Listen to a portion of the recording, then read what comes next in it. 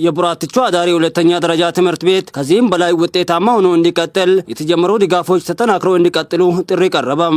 ትምህርት ቤቱ የ12ኛ ክፍል ተፈታኝ ተማሪዎችን በ100% ማሳለፉን ተከትሎ ሀላባ ቲቪ የትምህርት ቤቱን ተፈታኝ ተማሪዎች መምህራን እና ርዕሰ መምህራን በትምህርት ቤቱ ተገኝቶ አነጋግሯል።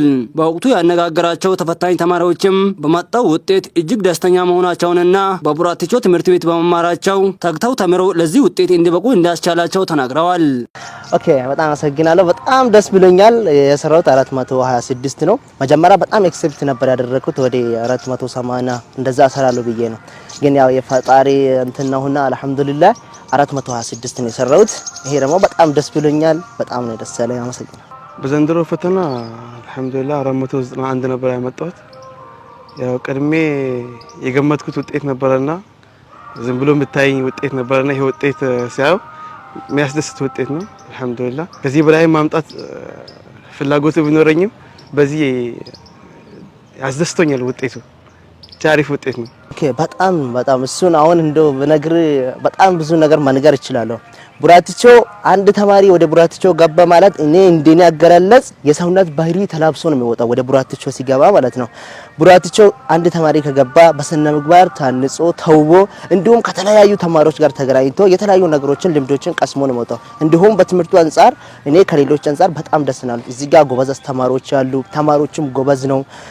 ክላስ ላይ እንኳን አንድ አስተማሪ ያላስረዳህን ነገር ተማሪዎችን ብትጠይቃቸው በጣም ያስረዳሉ። ስለዚህ እኔ ደስ ነው ያለኝ። በጣም ደስ ነው ብለኝ ቡራቲቾ ላይ በጣም ደስ ብለኛል። ቡራቲቾ ትምህርት ቤት የሚለየው ነገር ከብዙ ጫጫታ ከብዙ አይምሮን ይሸውዳሉ ከምናያቸው ነገሮች ትርቃለ።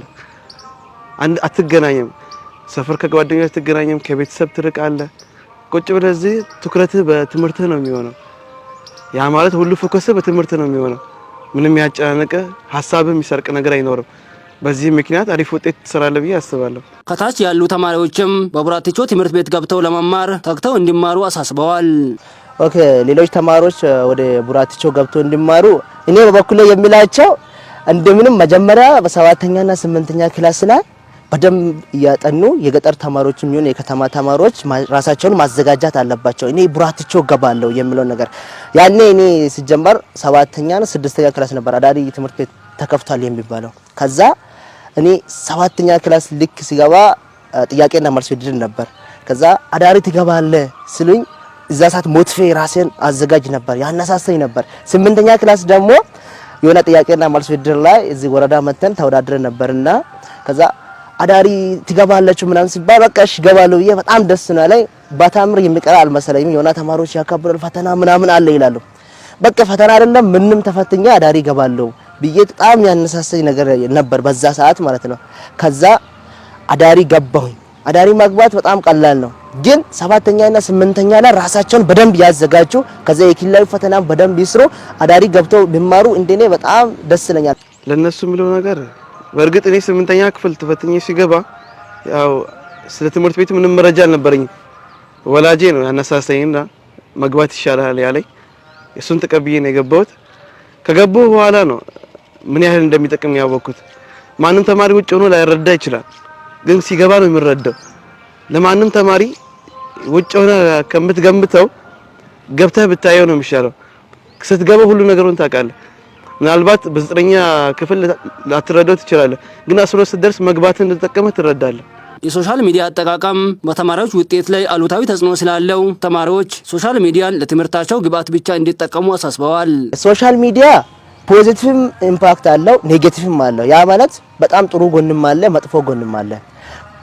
ፖዚቲቭን ብቻ ነው ሶሻል ሚዲያ ላይ ተማሪዎች መጠቀም ያለባቸው። ለምሳሌ ቲክቶክ ብቻ የሚያዩ ከሆነ ዩቲዩብ ላይ ገብተው አጉል ነገሮች የሚያዩ ከሆነ ራሳቸውን ማይንዳቸውን እያበላሹ ነው የሚመጡት። እነዚህ ተማሪዎች መጠቀም ያለባቸው አሁን ለምሳሌ 7ኛ ክላስ ላይ ጀነራል ሳይንስ የሚያስተምር ሌክቸር ቪዲዮ አለ። እነዛን ቪዲዮችን ዳውንሎድ እያደረጉ ይማሩ። ሌሎችንም አሁን ያኔኛ ሶሻል ማስ ያለ ነበር የተማርነው። እነዛን የሚያስተምሩ ሌክቸር ቪዲዮች አሉ። እነዛን ነገር ዳውንሎድ እያደረጉ ይጠቀሙ። ሌሎች ቲክቶክ ምናምን ነገሮችን አይጠቀሙ። በተለይ ዩቲዩብ ላይ ሌክቸር ቪዲዮች አሉ። አስተማሪ ነገር የሚያስተምረው እነሱ ዛሬ በሌክቸር ቪዲዮ ተከታትለው ጨርሶ ይሄዱ። በዛ ሰዓት ላይ አስተማሪ ገብቶ ሲያስተምራቸው በጣም ቀላል ነው የሚሆናቸው። እንደው በጣም ደስ ብሏቸው ነው የሚሰሙት። አስተማሪ ኪውዝ ቢሰጥ እንኳን እነሱ ወዳው ቀድሞ ወዳ ይመልሳሉ። ምክንያቱም ነገ የሚያስተምሩን በሌክቸር ቪዲዮ ዛሬ ተረድቶ ስለገቡ ማለት ነው። ስለዚህ ሶሻል ሚዲያን ለጥሩ ወይም ለፖዚቲቭ ኢምፓክት ይጠቀሙ የሚል ነው።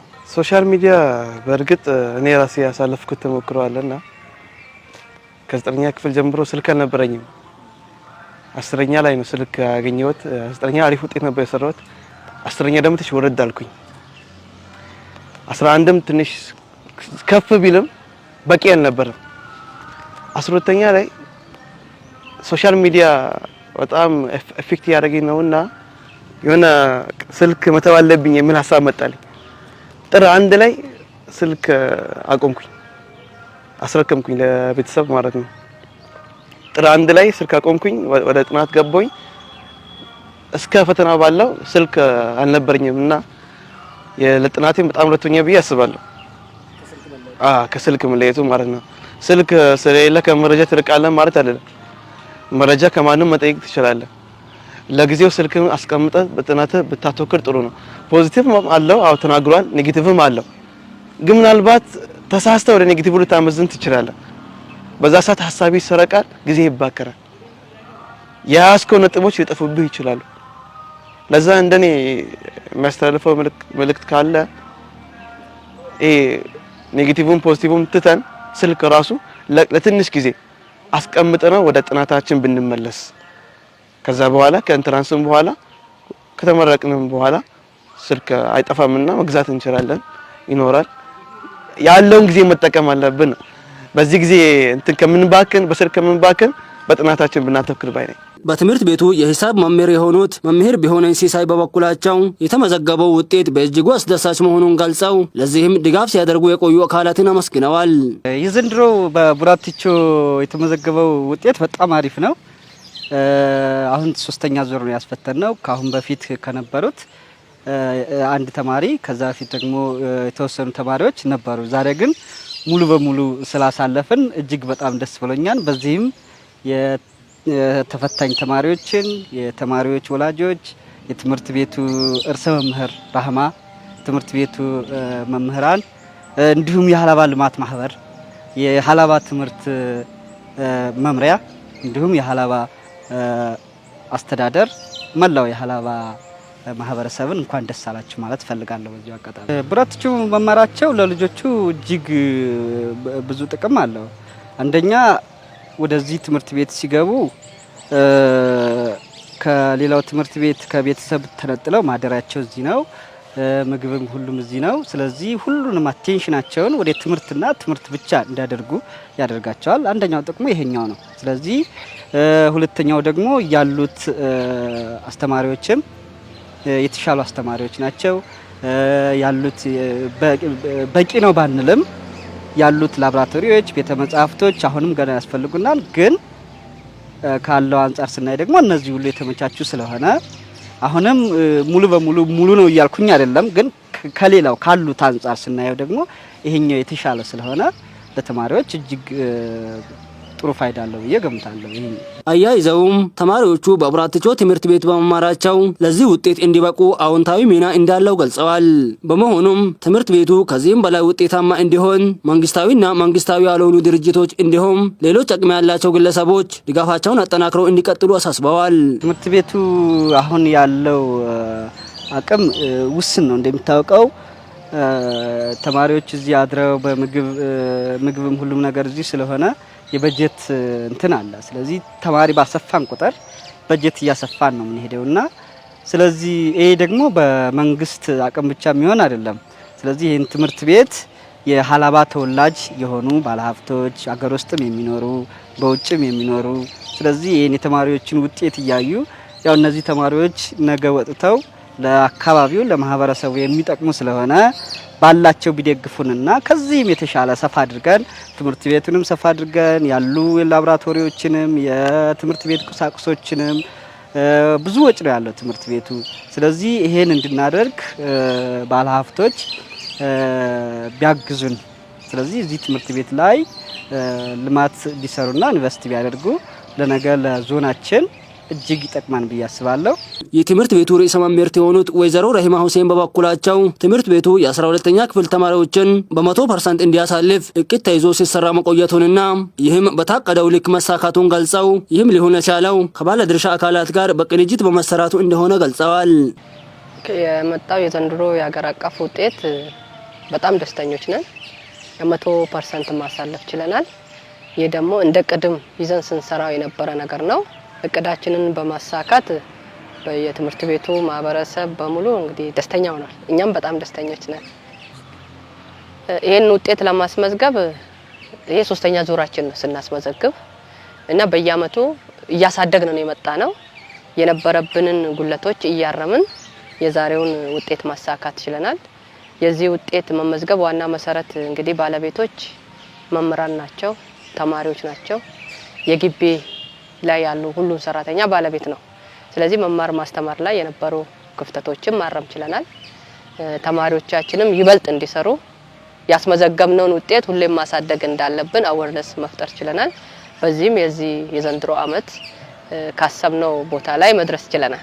ሌሎች ተማሪዎችም ወደ ትምህርት ቤቱ ለመግባት ከታች ጀምሮ በትኩረት እንዲማሩና የመግቢያ ፈተናውን ለማለፍ ጠንክረው እንዲሰሩ አሳስበዋል። ተማሪዎች እዚህ ትምህርት ቤት ለመግባት አንደኛ ፍላጎት ሊኖራቸው ይገባል። ሁለተኛ ደግሞ የሚፈለገው ሚኒመም ሪኳየርመንት ማሟላት ስላለባቸው ሁሉም አንደኛ ደረጃ ትምህርት ቤቶች ተማሪዎች መማር ባለባቸው ልክ ትምህርቱን ማግኘት አለባቸው። ወላጆች ተማሪዎቻቸው ልጆቻቸውን መከታተል አለባቸው። የሚመለከተው ባለድርሻ አካልም ተማሪዎች በትምህርት ላይ እንዲቆዩ አስፈላጊውን ድጋፍና ክትትል ቢደረግ የተሻለ ለውጥ ይመጣል ብዬ ነው ማስበው። ትምህርት ቤቱ የቅበላ አቅሙን ለማሳደግ ከመንግስት ድጋፍ በተጨማሪም ህብረተሰቡና ሌሎች ረጂ አካላት ድጋፋቸውን አጠናክረው እንዲቀጥሉ ጥሪ አቅርበዋል። ትምህርት ቤቱ የመቀበል አቅሙን እያሳደገ እንዲሄድ እንግዲህ በመንግስት ድጋፍ ብቻ ማሳደግ አይቻልም። እኛም እንደ ትምህርት ቤት የተለያዩ ኤንጂኦዎች ጋር አብሮ ለመስራት አንዳንድ ፕሮጀክቶችን መንደፍ መቻል አለብን። በዚህ ጎን ለጎን ደግሞ የአላባ ልማት ማህበርም አስፈላጊውን ሆነ ድጋፍ እያደረገ ከዚህ ቀደምም ተሞክሮች አሉ። ለትምህርት ቤቱ የተለያዩ ግብአቶች ገብተዋል። በልማት ማህበር በኩል የአካባቢው ተወላጅ ልጆች ስፔሻሊ ዱባይ የነበሩ ልጆች ናቸው። ትምህርት ቤቱ ሲመሰረት ያደረጉ ድጋፎች አሉ መጥቀስ ይቻላል። ያ የተደረገው በአላባ ልማት ማህበር በኩል በተደረገው ቅስቀሳ ነውና አሁንም ተጠናክሮ ሊቀጥል ይገባል። መንግስትም እንደ መንግስት አስፈላጊውን ባጀት እየመደበ ተማሪውን እንግዲህ ድጋፍ እያደረገ ለዚህ ማብቃት ተችሏል። ዛሬ የተመዘገበው ውጤት እንግዲህ የዞኑ አስተዳደር ልማት ማህበር ባደረጉት ርብርብም ጭምር ነው። ያው የነሱ ትኩረት ባይኖር ትምህርት ቤቱ እንደ ትምህርት ቤት ብቻውን የትም ማድረስ አይችልምና የተጀመረው ነገር ሊቀጥል ይገባል የሚል አስተያየት ነው ያሉኝ። ይሄንንም ውጤት እንድናስመዘግብ ከጎናችን ሆነው ሲያግዙን ለነበሩ አካላት በሙሉ በትምህርት ቤቱ ስም ምስጋናዬን ማቅረብ ፈልጋለሁ።